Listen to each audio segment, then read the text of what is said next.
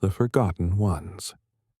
When Diana's grandmother, Margaret, was diagnosed with dementia, the family agreed that she needed constant care. Moving her to Elder Pines Care Home seemed the best option, especially since Diana's own mother, Margaret's daughter, had just been diagnosed with the same condition. It seemed like some cruel inheritance, one Diana feared might be her fate too. She hated that thought, but she hated leaving Margaret at Elder Pines even more. On her first visit, the facility was nothing out of the ordinary, just a quiet, white-walled care home with clean, cold hallways and overly bright lights. But as she walked to her grandmother's room, she felt an unexplainable heaviness in the air, the kind that seemed to settle in your bones and linger. Her grandmother sat in a wooden chair by the window, her thin frame swallowed up by her faded pink sweater. Margaret's face was turned to the side, her eyes unfocused and dull, staring out at a sparse garden that was more dead leaves than greenery. "Grandma, it's me, Diana," she said softly, kneeling down beside her. Margaret turned slowly, her vacant eyes flickering with the slightest recognition. "Oh, Diana." Her voice was barely a whisper. "You've come to see me." "Yes, Grandma, I missed you." Margaret gave her a strange look. "I thought you were someone else, at first." Her fingers tightened around Diana's hand, her grip surprisingly strong. "They're here, you know, the ones who watch, in the shadows." Diana glanced around the room, her heart beating a little faster. "Who's here, Grandma?" "The ones who don't belong. The ones who make you forget," Margaret whispered, her eyes darting to the corners of the room. Her voice took on a strained, fearful tone, and Diana's skin prickled. Diana tried to brush it off, attributing it to her grandmother's condition. "Maybe they're just other residents, Grandma." Margaret shook her head vehemently. "No, they're the ones who whisper, the ones who steal your memories. They come in at night. They watch, Diana. They're in the walls." As disturbing as her grandmother's words were, Diana felt a pang of sympathy and sadness. She hugged Margaret tightly, trying to reassure her. The next time Diana visited, it was after sunset. The facility felt different at night. Dim lights barely illuminated the hallways, casting long shadows against the walls.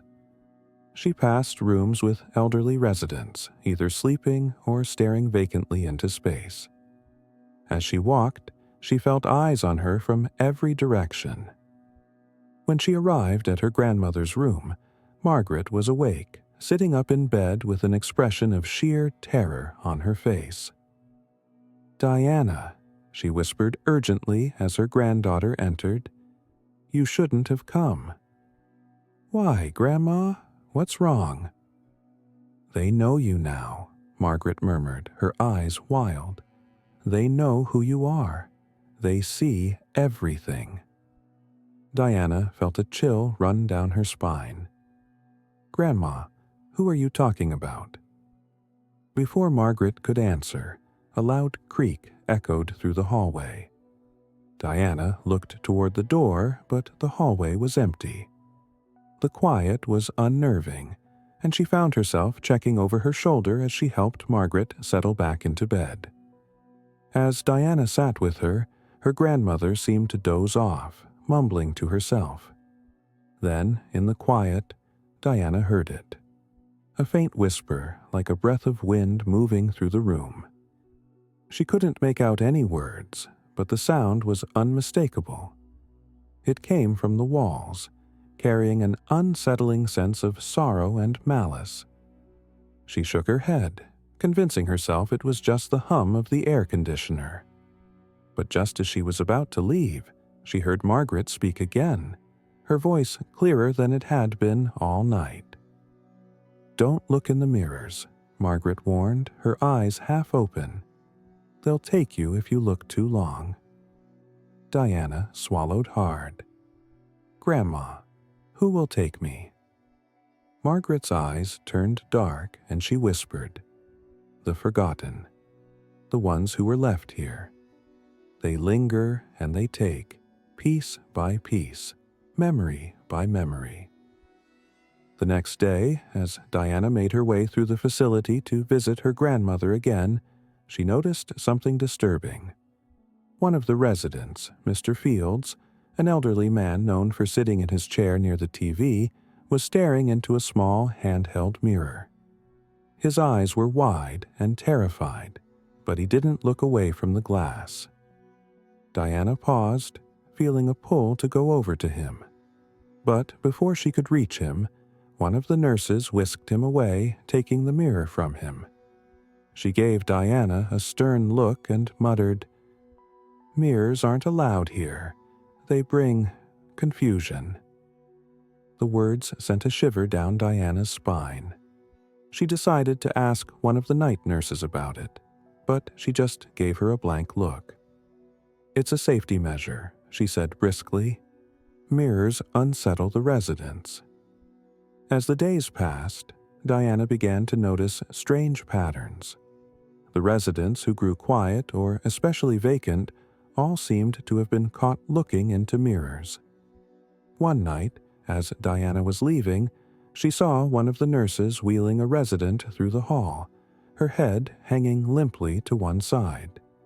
She looked almost catatonic, her face frozen in an expression of pure terror.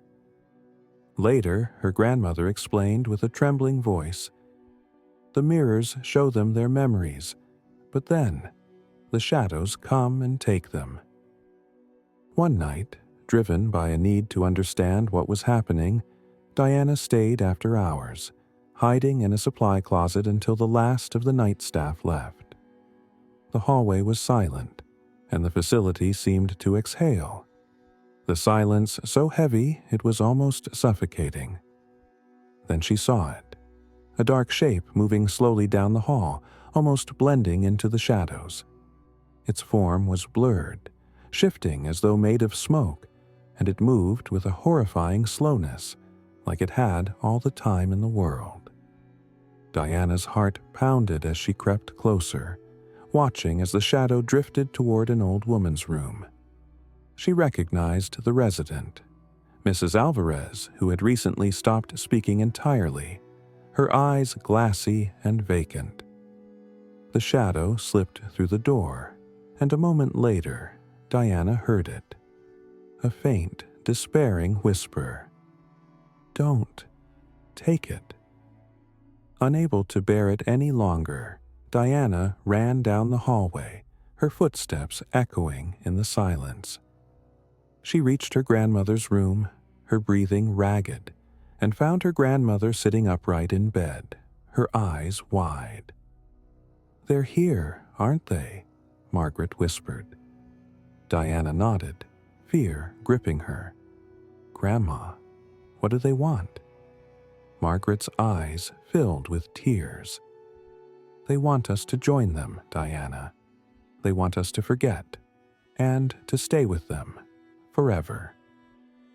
Just then, a flicker of movement caught Diana's eye. In the mirror above the sink, she saw a shadow, a dark figure standing right behind her grandmother. Its face was an empty void, a hollow darkness that seemed to stare into her very soul. Paralyzed with terror, Diana watched as the figure slowly raised a hand and placed it on her grandmother's shoulder. Margaret's face grew vacant, her eyes glassy as if her very essence was being drained away. Diana lunged forward, trying to grab her grandmother's hand, but as her fingers brushed against her, a wave of cold swept over her, and she saw something in the mirror, her own reflection, older, hollow-eyed, with a look of despair frozen on her face. The whispering grew louder, filling her mind with voices, a cacophony of lost memories and broken thoughts. She stumbled back, feeling herself pulled into the void, her mind slipping away, memory by memory, And as she felt the darkness closing in, she realized that she too would soon be one of the forgotten, lost in the shadows of elder pines, forever trapped in a place she could never leave.